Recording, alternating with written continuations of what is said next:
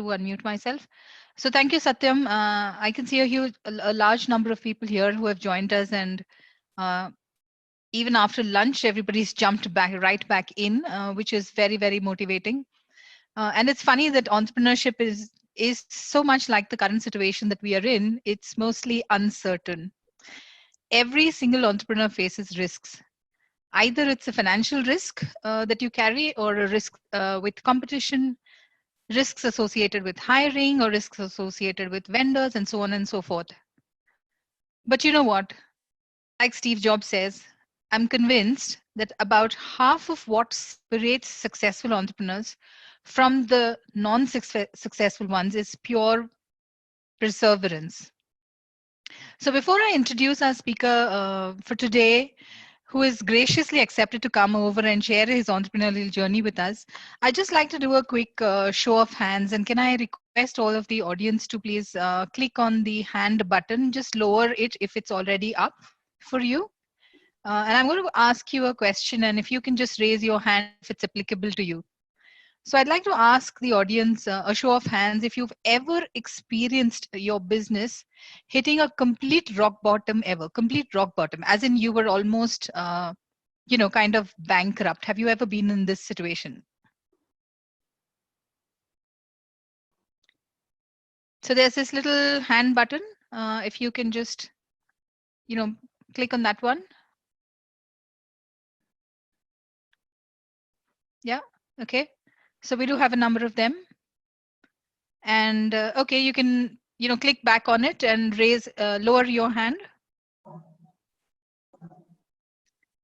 Now the next question, for all of those who had raised their hands earlier, I'd like to ask you, of these, how many of you have now, completely bounced back and are flourishing? Can you, show me a, show of hands on how many of you are now completely back on track and doing well? Let me see how many.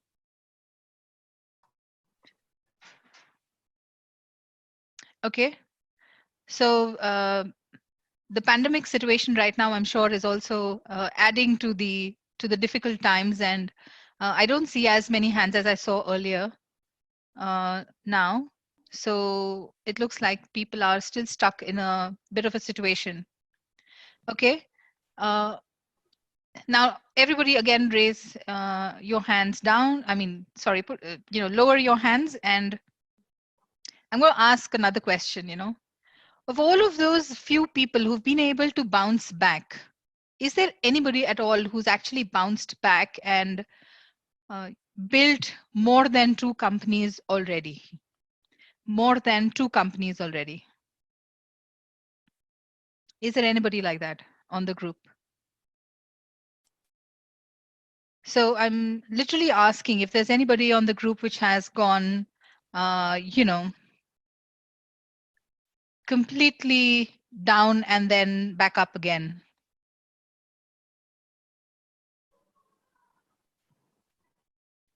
Okay. I don't see any hand going back up again. And Rahul, this does not apply to you. So, ladies and gentlemen, let me introduce to you today our speaker for the afternoon, Rahul Chaudhary, the Managing Director and CEO of Qualacia Software Private Limited. He is also the founder of two other companies, ZenSoft Services Private Limited and InstaZen Solutions Private Limited. So like Satyam said, Rahul currently sits at the intersection of leading both a services-based company and a product-based company. So thank you, Rahul, for joining us today. And I know you've really faced a number of challenges in your journey, and I'm a big fan of the tremendous passion and dedication that you have shown towards your business, and in turn creating numerous employment opportunities as a result. And I thought it would be apt, to have a chat with you today, along with everyone else, because these are this pressure and stress, and everybody out there needs uh, somebody to look up to as a role model, or to look up to other people who have created successes and come out of this, which will be like a around. And I chose you on this panel, so thank you again for being here with us. I'm going to pick the way I'll drive this is I'll keep picking a few challenges and risk to discuss. So we don't have a lot of time to go through every single one of them, but I know that there are some of them which are very, very defining ones, and these are the ones who that create a person who they are, or uh, you know completely change the trajectory of the business. And you've literally gone through that. So let me get started by asking you, Rahul, a little background about your company and what exactly you do, and then we can take it from there. Sure, Tapish. First of all, thank you so much, Tapish, and thank you so much to Action Coach for this opportunity. So we are a scriptless test automation platform.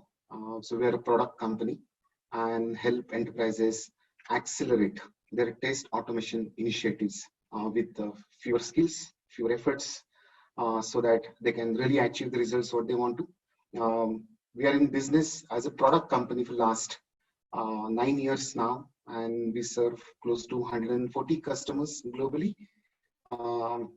And Zensoft Kolisha put together, we are a 300 people company based out of Pune.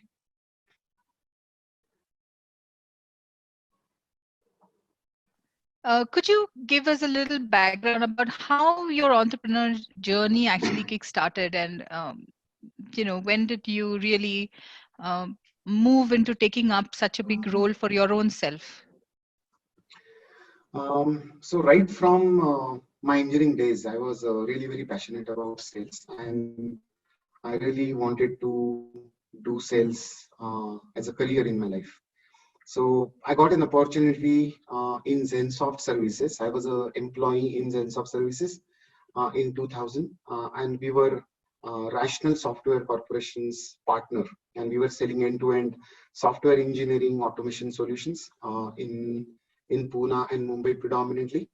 And I was fortunate enough to work with a really talented sales team member of Rational, highly educated, highly passionate, and more than that, had a very clear focus on problem solving. So got that learning at early years of my career, and I grew the ladder pretty fast in the company. I was heading sales for 3 divisions in 2005. But that was not enough to really feel satisfied. And I was like inspired one of the interviews of Bill Gates and Narayan Murthy in 2005, and I decided to become an entrepreneur. And then shared that to the founders of the parent company, who was holding 5-6 subsidiaries, and Zensoft was one of them. And they in turn proposed that why don't you take over the sales division of Rational and the brand name, and we are okay to let go the company. And they had other divisions which they eventually spurned off because of the strategic investment that they attracted in the core business, that was training. And I was happy to take it over. I was holding a lot of equity in the parent company, and it was just a swap. And with little more money that I had, we actually took over the company in 2006, and this is how the entrepreneurial journey started. Fantastic. Rahul, I'm just getting messages from the audience that possibly our voices are cracking. So I think if everyone's okay, we can just switch off our videos so that we can use more bandwidth for the audio. Sure. Yeah. Okay. So let's just do that.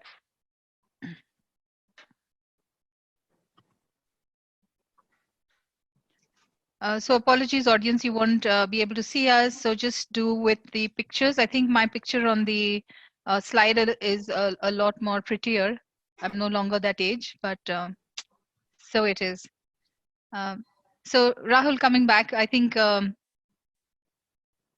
you mentioned that you took over Zensoft, so it was kind of an inheritance that you got from the company that you were working with, and you deserved it by all means, because you were not a regular employee there. You were a really important person, and they thought it was useful for you to take on the whole responsibility, and you grabbed this responsibility with both your hands.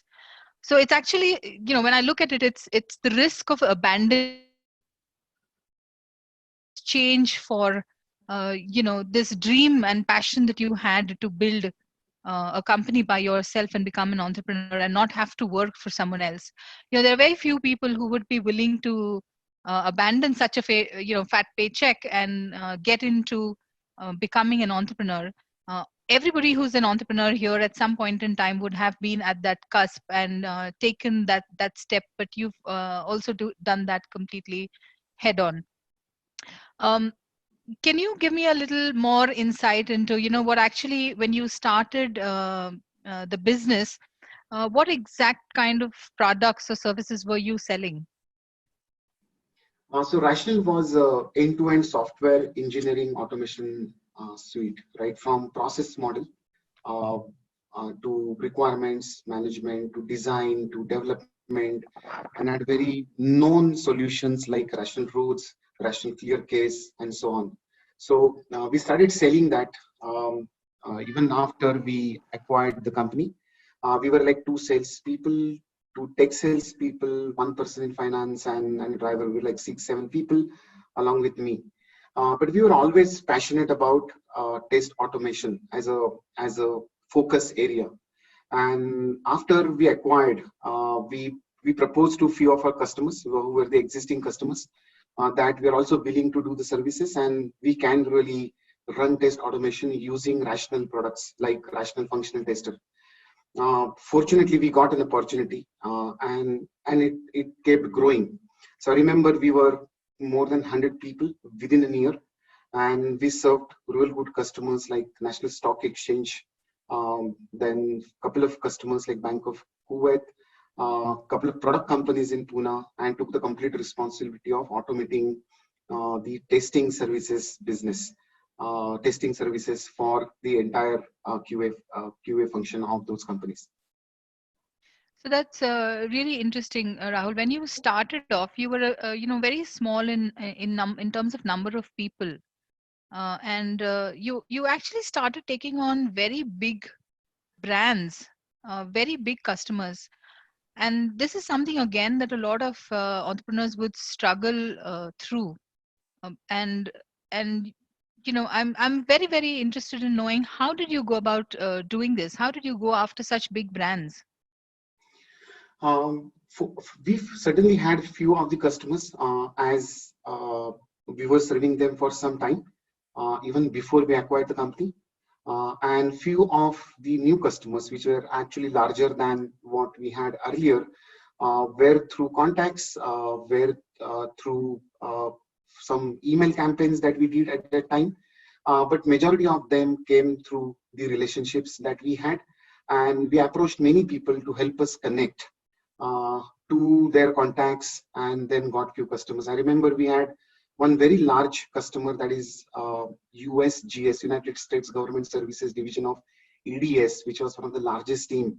And we actually went there to sell Rational products. And even though the Rational sale did not happen, because of our capability, we could actually win the large services contract from them.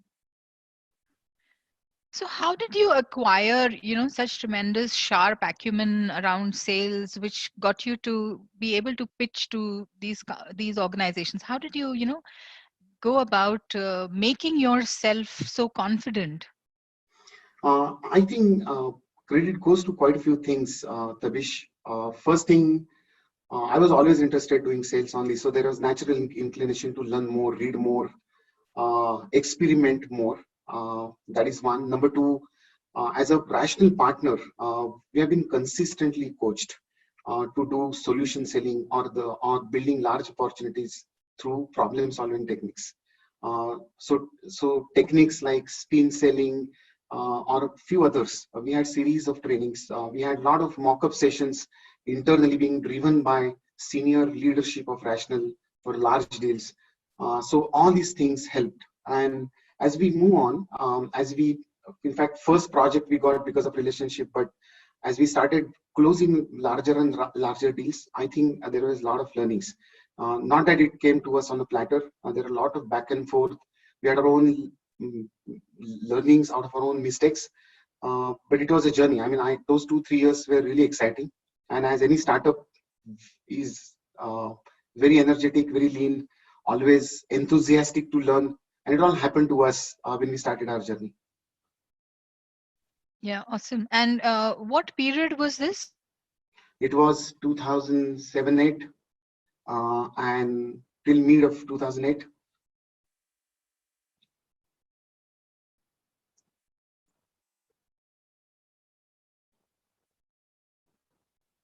Hello. Hello. Yeah, I was saying, what was your team size also at that time? So we were 110, 120 people by then. Wow. Okay.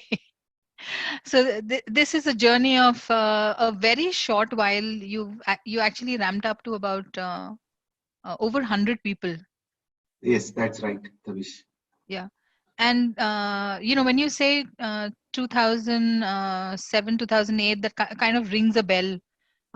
This is the time when there was this huge economic downturn and a complete global financial crisis that had happened. The economy experienced the largest ever recession with the collapse of the investment bank, Lehman Brothers. Did this kind of impact your business? Yes, Tavish, of course. We were also not an exception. So I remember those days when every news was a bad news, and I was not ready to really handle any situation. All the people we could attract uh, were acquaintances, close associates, old friends, and 120 people was a large number. Uh, we didn't know what to do at all, and probably I was too young to handle that situation as an entrepreneur. Uh, in absolutely no time, in next 2 to 3 months, we lost almost all the customers, and that was a tough time. Our revenues came to almost zero, barring a few small engagements, were definitely not enough to manage even infrastructural expenses. And I had literally no money to pay even salaries. So it hit us really bad, Tabish. That was the scariest day I remember today. So it looks like, just like the crisis that we are in, which is pretty much out of our control. So we are in a medical situation which has created an economic impact. And in those days as well, the crisis that we were in, of course, it was not medical, but driven by certain steps that some companies had taken, that we hit into this particular recession, which lasted for a really long time. So it was kind of out of control, and your business experienced the blow. So you hit rock bottom. Then what happened? I'm like really excited to learn, what did you do? How did you then take the next step? What were you doing day in and day out? Um, Actually, raising funds. I mean, that was the only thing we were doing. I remember we talking to many small investors. I contacted a few VC companies. Of course, they were not investing at all at that moment. We talked to bankers, but it was all against a fresh mortgage. We didn't have too many properties. I had my own home, but it was already mortgaged, and I had EMIs to pay. But then we talked to everybody. I started talking to my friends, my families. Um, I talked to my friends' parents, and I started raising debt. I remember in those times, we could raise around 3-4 crores to sustain, and I was not willing to let go any person, and I found it really very difficult to execute that decision for till almost end of 2008 or mid of 2009, and we were like holding many of them, in fact almost everybody, uh, and that was really a tough time, Tavish. But yeah, we went all out to friends, family. I remember those were the days, even we were contemplating that about an idea of product, but we had no funds. So we eventually let our customers, couple of them, acquire small teams, and that gave us little more money. And we were again close to 10 odd people in the company by end of 2009, with literally no business or a zero business that we were doing. But we utilized that time, Tabish, to contemplate on a product idea. So all throughout, we were always passionate about our product. We were always passionate about test automation, and we have been delivering automation on different tools and technologies. So may it be Rational or UFT. So we build fairly large, complex test automation suites, deliver those to our customers. But we had our own set of challenges. So it could be skills, it could be attracting talent, developers to deliver testing projects, and all those scripting and maintenance challenges. And that was the time we were contemplating to build a product. But those were the tough days. We had no money. But having contemplated, having thought over it, we built certain prototype and showcased it to few of our large enterprises about the overall idea how test automation can be, and what are the problems that we are solving, what are the gaps that we would breach. And we got a really good response even at the idea level. Then we built a mock-up, showed it to them. They found it really awesome, and they showed the willingness to invest in the product if we get it right. And even though in those days we were so obsessed to build the product, we decided to give a virtual pause to Zensoft because it was anyways only a date to be served, and we are not doing any decent business. And all senior leaders in the company, we shifted to Collegia and started building the product. I thought we can raise the fund as the situation was easing out. So I contacted many VC firms again, and you name it, right from Sequoia to everybody. Unfortunately, we could not raise any funds. But yeah, we could then, I went aggressively talking to everybody, again to my friends. I talked to within my family also. I made a decision to sell off my house. I talked to my parents because that was also not enough in the journey. I requested my parents if I can mortgage their home. They stay in Dombivli and they have their own house. So they also supported. Then I eventually talked to my elder brother and mortgaged his house also. So everything in the family, friends, wherever I could raise funds. In fact, it was all debt. And I remember in 2010-11, we had total close to 14.8 crore, 15 crore of debt raised from all friends, families, friends, parents, and even their friends. And while you're saying this, I'm saying this in my head. Thank God you had just one brother. or maybe it was sad that you had just one brother. Maybe you should have had like 5 brothers that you could have reached out to. So I can totally relate, and I'm actually getting goosebumps while you're saying this, Rahul, that you actually had your own house, your parents' house, your brother's house, all mortgaged. Every single friend that was close to you had actually lent you money. Wasn't this really giving you sleepless? Oh, of course, yes. It was not at all easy, Tabish. But fortunately, all of them supported a lot. Okay. There were no complaints from family, and that was great enough. Friends were really cooperative. I wish everybody in this situation have so many friends so can sail through. At the same time, there were few certain debts which created hell lot of pressure, I can say. So lender used to come to office randomly, and there were a lot of arguments because we could not pay it on time and we didn't have money to pay. But that was the time I remember Kedar Joshi, one of the now founding member, joined the company. And having looked at the situation, Kedar came back to me one day saying that I will handle all this pressure. Okay, you focus on product and you focus on sales. I think that decision, that division of work, gave us the absolute bandwidth that was so badly needed by the company at that point of time.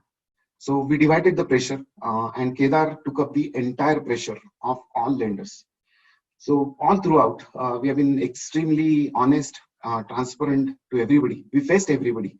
Not that we could convince them, but at least we could retain the trust that will not run away and will pay the debt. In few situations, when the situation was extremely panic, we had to again raise some debt to pay the earlier debt. I mean, this is how the situation was for those 2-3 years. And in this particular situation, how did you actually land your first customer for Collatia, which was the product that you had just launched? So first customer was out of a cold call.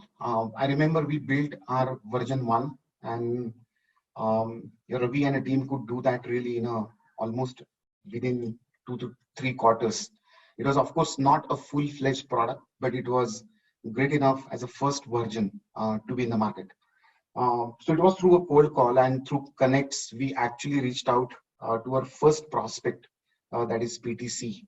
And of course, we reached out to a few more, but PTC, that is parametric technology, looked at the concept. They could really relate to the problems in hand. I remember all those conversations so well. And they wanted the solution to support Selenium, and we were not supporting it at that time. So they gave us 6 months, and of course, some more features. And if they said, if you do it right, we certainly have a customer. So we put all the energy building the product, which can also support Selenium as an open source technology. And we got a first customer. It was a fairly large deal. I remember the deal size was equivalent to around almost 6-7 months of salaries in the company. And that built a lot of confidence, Tabish. I remember that changed everything for us. And in next 2 to 3 months, we got Bombay Stock Exchange, we got Kale Consultants as a customer, and we believed that product has a future, and we'll do everything to make it big. And then we never looked back. Yeah, and reflecting back on this journey as as an external person, Rahul, I see you actually shifted from a service based organization to a very complex product based organization. And so services was pretty straightforward. There's very little to explain. Everybody gets it that you're into software testing services, and you were supporting an established brand like Rational, which is an IBM tool. And then you just started building a new product, which the basis, the technology itself that you just described, you said scriptless automation. Nobody had ever heard of this. Didn't you ever get into a situation where people said, what is a scriptless? There's nothing scriptless. We're all used to doing coding, and we're all used to doing automation, which is nothing but coding. We need very high quality software developers to be doing this. So this is all bullshit. Didn't you ever come across people saying that to you? Yeah, multiple times, Tabish. I remember people did not believe it, because it was a paradigm, right? Automation means yet another software development process, and everybody was living in that paradigm. So it was very hard to believe. Those who were at least curious to know, they say that it's too good to believe. So it was not an easy sell. The biggest fight was with the previous investment that the organizations did it to build automation, and it's all programming.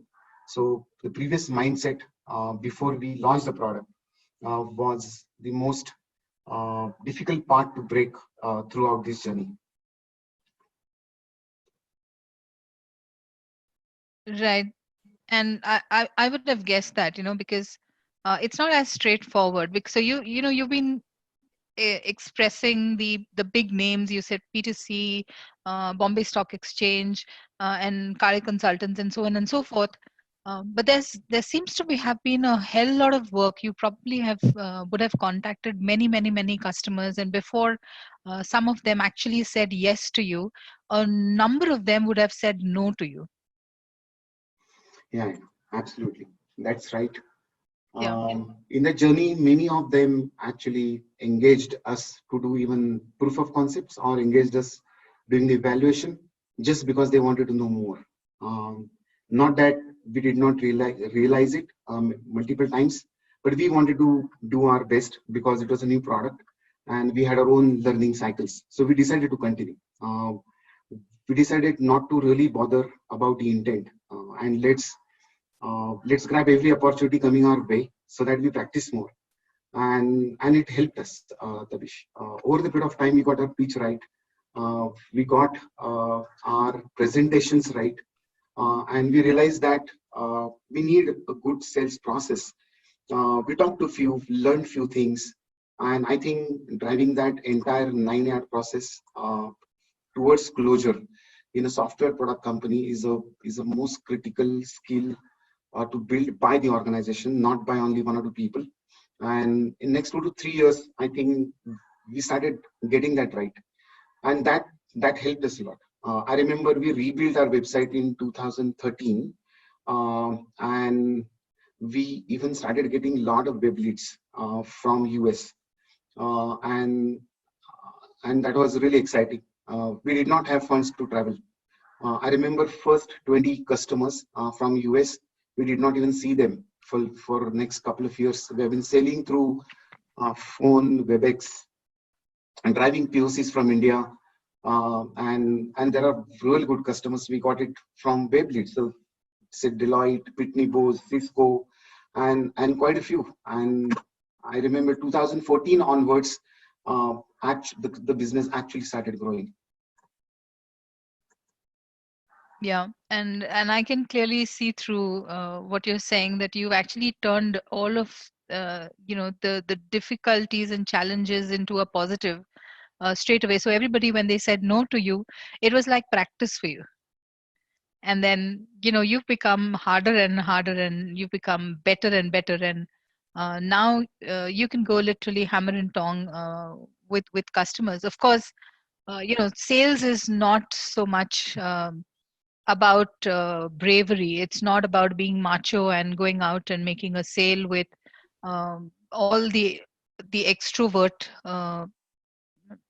selling and trying to conquer a client. But it has to be so much about problem solving. It has to be so much about understanding the customer and giving them exactly what they need, being able to run the sales method, or the entire sales call in a process oriented manner, and then get it to closure. And it's not just about a one time heroic deed. It's how you have made it into a repeatable thing. And of course it comes from um, having such deep experience that you built during the most difficult times. So hats off, Rahul. I'm so glad I'm having this discussion for you with you. It is so inspiring, and I'm actually getting a number of people on the chat who are um, you know writing up that they're really really happy that they're attending this session. And I can see that the highest number of people are attending this particular section of ours.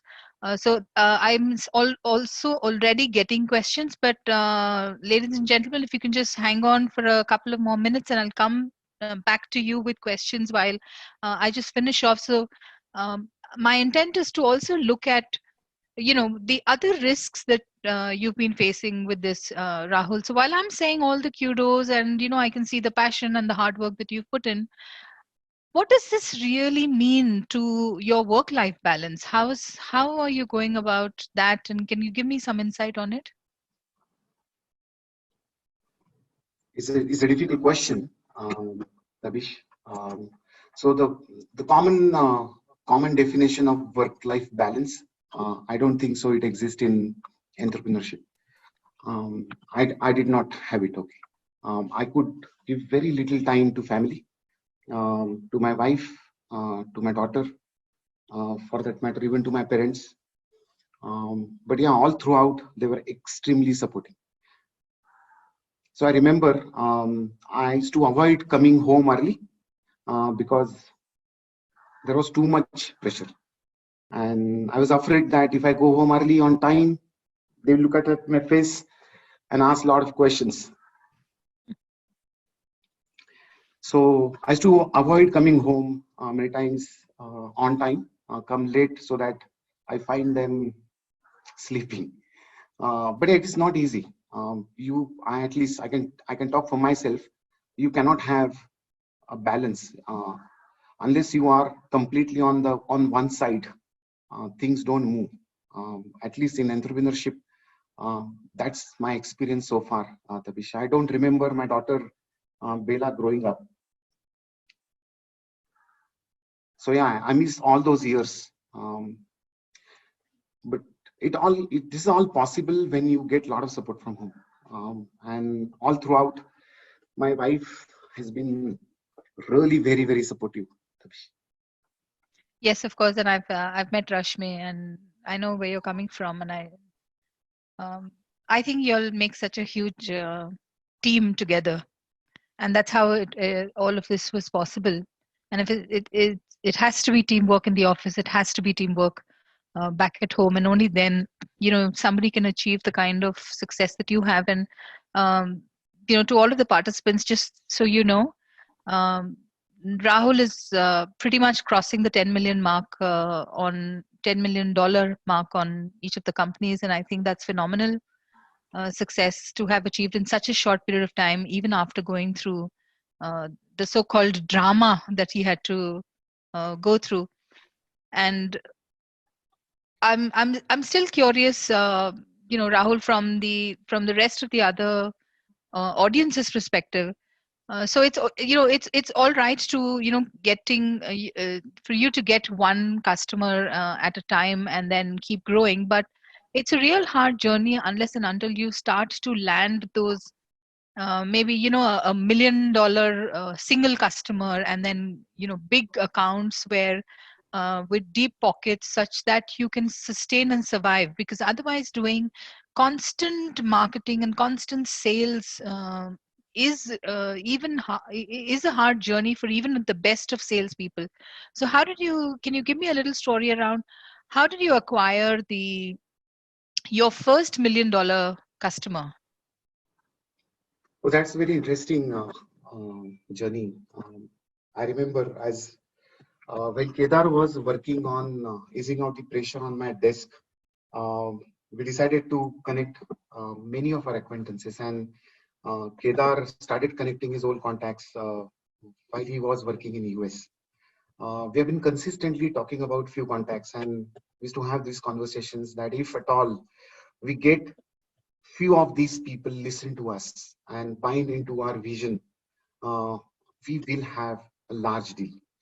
I remember Kedar spending hours creating those presentations with a lot of perseverance for almost 18 months. He kept writing to many of them. And there was a day one of them responded, and we grabbed that opportunity. We built our presentations ready. We were prepared. Uh, and all these customers that we could win as a part of this journey built a lot of confidence. We fortunately had at least 2 large customers as a reference then. But I think first large $1 million customer need a lot of patience.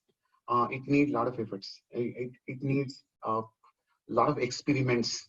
And you don't get them to sign $1 million contract at day one. But yeah, I think there is certainly a promise at day one for $1 million contract. And it happens over the period of time. I remember from initial few $1,000s of deal to our first large $1 million contract. We got it from PwC US, was around 1 year's journey then. After we could get them to appreciate what we're doing and the product. So we started executing small projects, got a lot of appreciation from PwC, and built a sharp focus, started understanding them more, started gathering more data, and then enhancing our own pitch, value proposition, our willingness to take up the larger job. And I think that works. So that trust helps, that consistent experience helps. And I must appreciate Kedar here, that consistent efforts, and it may take a couple of years to go there. Okay, and that certainly helped us. Right. So there are a couple of questions coming in, Rahul, and I think I'll move to them because some of them are interesting ones. So they want to know how you're dealing with family now. Are you still having to work really really long hours and not to be there for family at all, or have things changed? Now I think they have changed. Yeah, things are same. Because the challenges, they're different set of challenges. When we are passionate about things and when the entire family is aligned to it, uh, the situation changes over the period of time. I remember having a conversation with my wife, and I want to share it with you that one day we were sitting in the evening. It was a weekend, and um, my wife was asking me, or we were like having a conversation. I think I should start giving more time to Bela. She's growing up, and I should start coming early. Mm. So I asked Rashmi that, see, we have a choice. Okay, we can see many successful entrepreneurs on TV and then clap for them and feel proud, or grab the opportunity when we have. Mm. So it was a choice to be made at the family level. And as usual, I got to support again. And yeah, it's so days are not easy. I come late mainly because we have US customers, and there are calls that run till 9:30, and then I start after 9:30. There are three companies, many great leaders, and I have my own time slots. So it's not easy. I mean, as far as family life is concerned, um, I must say now it is balanced because it is all well accepted in the family. Yeah, but I think you're such a family oriented person, Rahul, and I've known you for the last 3 years already. Every time that there is a demand from family for attention in some manner, whether it's your parents' illness, whether Rashmi needs to take some off, and the kid has to be taken care of, you've never shied away from doing that. So I think it's more about, when you say I have to be at work, you're actually saying, I give full attention to something that's crying out for my attention. Uh, there are times when you need to be at work. So I know your parents went through, the knee surgery. Both parents went through knee surgery simultaneously, and you were there all throughout with them at the hospital and took care of them. And when the office was demanding attention, you're absolutely there. So I kind of call that as work life balance too. Would you agree with that? Yes, yes, of course, of course. See, over a bit of time, when even relationships mature, um, you certainly attend all kinds of urgencies. It need not be medical urgency. It could be just a time. It could be some fun. It could be just going out. Yeah, of course we do that. And these days, daughter is more demanding. Uh, and I certainly spend time on every weekend. I avoid working on weekend.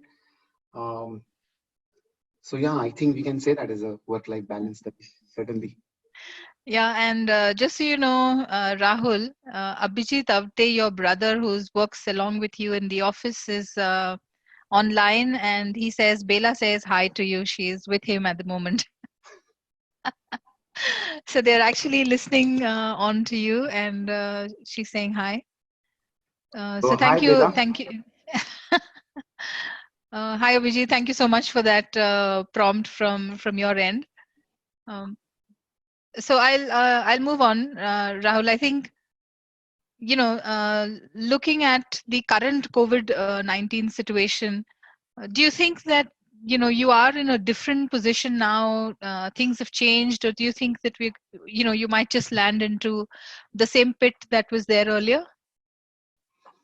No, not really, Tabish. I think experience certainly helps because um, so you look at the situation is just yet another situation once you go through it in the past. So it's all about a mental preparation, and I think we are prepared. We as an organization are prepared. All founding members are prepared. Now we are being coached by you, Tabish, and for all the audiences, many of the leaders are being coached for almost a year, and that is helping us. And that is helping us big way to stay calm and stay focused, even this situation. And that is most important part. I think that can help us drive what we need to drive in this situation. We are also taking whatever steps that are required to be taken to optimize cash flows, to have a lot of conversation with employees, and most importantly, have a lot of conversation with our customers. So we're doing everything that is possible. But yeah, all said and done, once we experience similar situation, then rest of all new situations are you'll find it very similar. So yeah, I feel we are prepared because of our past experience. Awesome. Thank you so much, Rahul. And this was really, really insightful. And I'm so grateful to you for being so open and honest. And, it just flows from the heart. And that's what really inspires me. And I love absolutely working with you. Thank you so much, Rahul, for being here with us. And I'll pass this on to Satyam.